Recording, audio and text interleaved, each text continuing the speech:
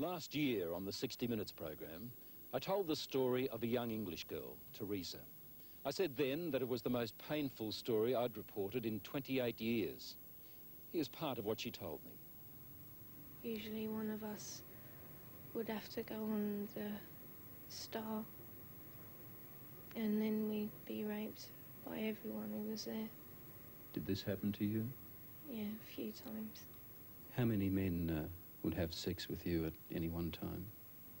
It was usually 10 to 20. What happened to Teresa is still one of the most controversial cases in British legal history. Mother and daughter are together now, but for 12 years Bridget had no idea what was happening to her child. I thought she was just hurt by the breakup of the marriage of myself and her father. I explained it away with things like that, you know, that this was because she'd come from a broken home. You see, Teresa's parents split up when she was just 2 years old and left her in the care of Nan, her grandmother. That's when her trouble started. Nan was part of a satanic cult.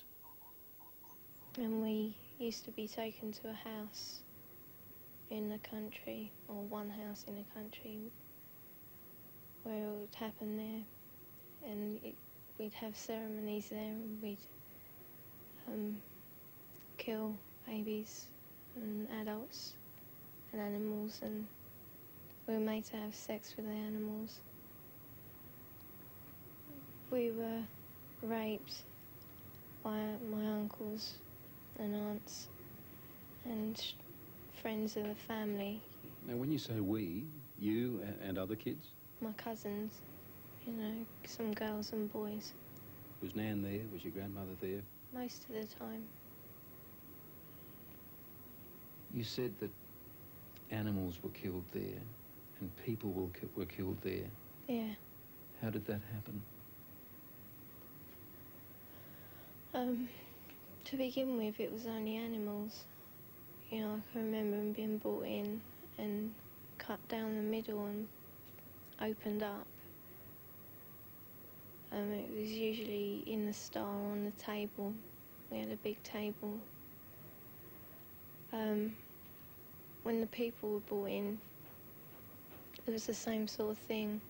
It was just, you know, a lot worse. As the rituals grew more violent, Teresa tried to escape, but the cult weren't about to let her go. And we ran out of the house, and we were running down the hill. Were you trying to get away? Yeah, we were going to run away and go somewhere nice.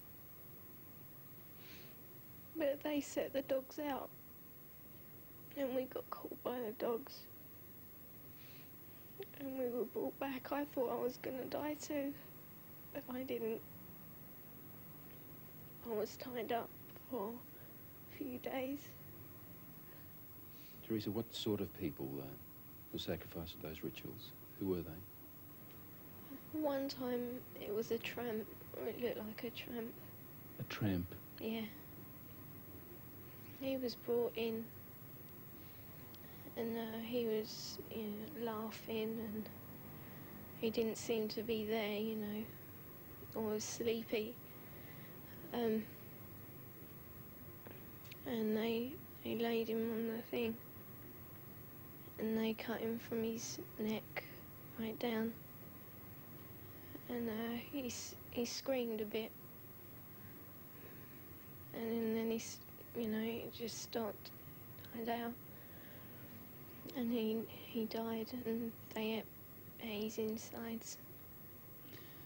The people there ate parts of the tramp? All of us did.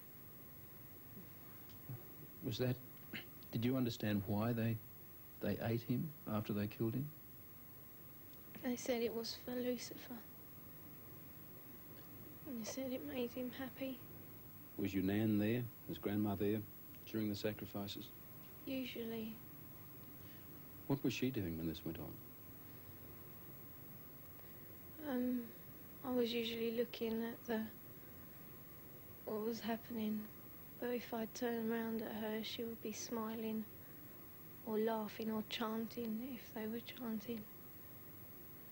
Did Nan take part in the ceremonies? Yeah. According to Teresa, hundreds of babies were sacrificed by the cult. Not just other people's babies, but her own as well. By the age of 11, she'd already become a mother. How many times did you become pregnant? 7. 7 times.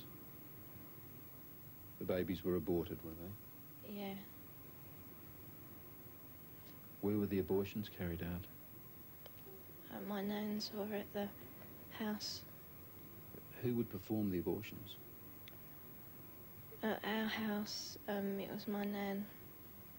And at the bigger house, it was the doctors there. Doctors were part of those ceremonies too, were they? Yeah. Would anything else be done with those fetuses? They were eaten. I beg your pardon? They were eaten. We were made to eat them, and everyone would have a piece.